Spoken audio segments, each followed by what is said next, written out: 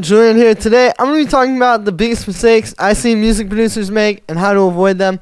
Definitely check out my website, electronicsamples.com, for the best samples in dance music and electronic music in general. Also, my track finishing and lessons and production services at the top of the description as well. Thanks for supporting, guys. Let's dive in. Alright, so the first mistake people make is making the track too full. Now, I struggle with this as well. As we all know these days, keeping it simple is best. You're going to definitely make better tracks when they're a lot simpler, more focused around like just a good groove rather than having a million different elements going on at once. But a lot of people, when they start out, think you just need to keep adding like more elements to make it better. It really deters people from reaching their goals. I think you should focus more on just making a simple groove that's a lot better rather than trying to have 12 different background synths and they're all playing off each other, because people can't really hear it, especially if you're making dance music. It doesn't really translate that well to big systems and the club and all that kind of stuff. And even if you're not making that type of music, you still just want to keep it simple, because people can't really focus too much on any one thing. If you have all these things going on, you need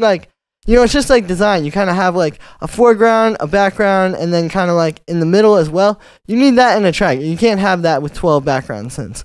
So the next mistake that a lot of people make is overprocessing sounds and not focusing on just using sounds that sound good without a lot of processing, rather than thinking they can save these terrible sounds. So I used to do this as well a lot. All of these I used to do, honestly. We all do it at the start, right? You read all these things on forums about putting 8 different saturators and compressors on a kick that doesn't sound that good to make it sound good, and you think you can do that. It doesn't really work. You really need to start with the proper sounds and just work with those. Maybe they need one tiny little thing, like a bass cut or something like that. But really, the right sounds will sound good in the groove without a whole lot of overprocessing. And I think what that comes down to is also focusing, rather than taking a sound that's simple and trying to make it crazy with processing, just kind of dropping sounds into your grooves and seeing if they fit, because the right sounds will just fit kind of based on how they already are, rather than having to process them. So yeah, the next thing that I think people really need to focus on more is, instead of focusing on the technical aspects of production and being able to explain, oh, I did this and this and this that sounds so good, just focusing on what sounds good, which is often very simple. It goes back to what I was saying, rather than making these sounds where it's 12 different layers of processing just so you can say, oh, I did this and this and this, and there's 2 compressors and it's for this reason. That's all kind of intellectual. At the end of the day, it's what sounds good sounds good, and usually that isn't 12 layers of multiple compressors. Usually it's what I'm talking about, just simple sounds that happen to fit together really well when you try them. And I think, yeah, if you just really try to focus on what sounds good, work on a loop and then close your eyes and see if it actually sounds good, or if it's just up here that you think that it's good because you can explain all this production stuff. And that kind of goes into the next thing too, which is a lot of times people start with the wrong elements, and then I think they get stuck on tracks and don't really know why. If you really just have a formula, in my case, I really focus on the kick, and then the bass, and then the main drums, and then a bit of percussion, and then the other stuff. And you can start with other elements, but if you start with those things, maybe you have a lead synth that's your idea for the track, okay, well then mute it and just do the kick, the bass, and work your way up. If you focus on doing that, you really won't ever get stuck on a track. And people think oh, there's this magic to it. It really is. It can really just be a process if you do it like that. And you can do it your own way even. I think getting the bass and the kick started really does anchor the track, especially, again, if we're talking dance music, because that's so important.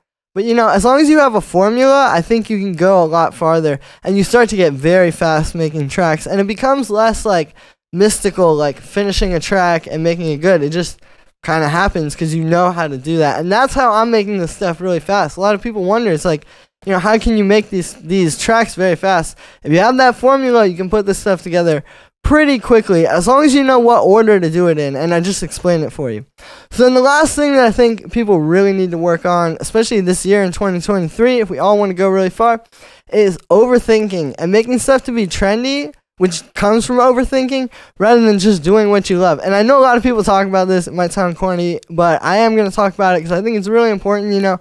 It's very tempting to just go on Spotify or something and look at the big playlists in whatever genre and go, okay, I'm just going to make that.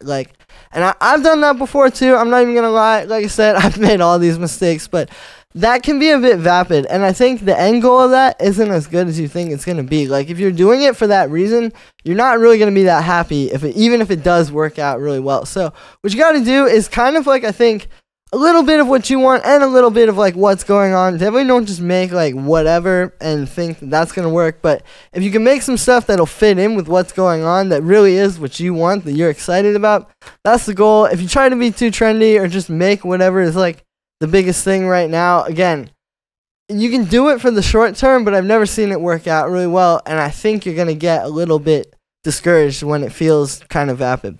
So yeah, those are all the tips. I think if you guys follow this, if you don't make these mistakes and listen to the advice that I've given you, you can get really far this year in 2023 and beyond. Thank you so much for supporting, guys. Hope you enjoyed the video. As always, check out my samples at the top of the description, as well as my ghost production lessons and track finishing. All that's at the top of the description. Thanks for the support, everybody. Enjoy, and I'll see you tomorrow with another video.